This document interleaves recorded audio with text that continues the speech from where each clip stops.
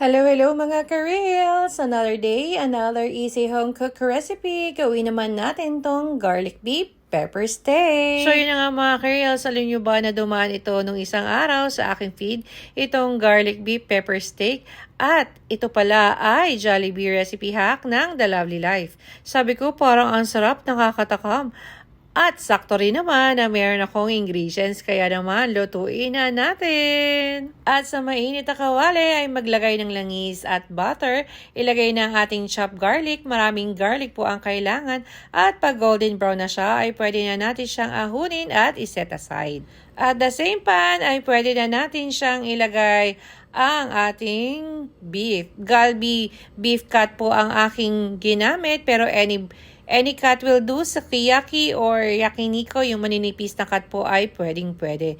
Para madaling maluto at ikat lang siya ng bite size.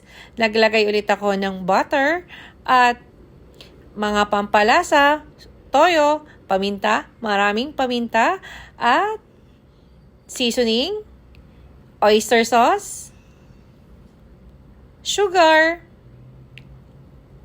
at halu-haluin lang natin sila hanggang siya ay mag-blend. So yun mga ka-reels, hayaan lang natin siyang mag-simmer hanggang kumulo at hayaan din natin siyang lumambot ang mga karne. So ayan, at after 10 years ay nagsikret na siya ng oil.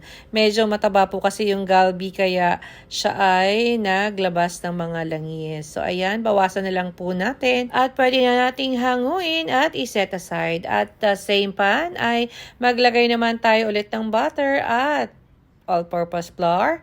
Magawa naman tayo ng gravy at halu-haluin lang natin. Gradually ay lagyan natin ng tubig from Laguna Lake. 1 to 2 cups lang po at halu-haluin. At pwede na tayo maglagay ng beef cubes, paminta, at seasoning.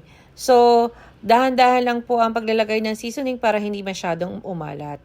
At halu-haluin na natin hanggang makuha natin ang ating desired consistency. At maglagay din tayo ng pampasarap, gatas.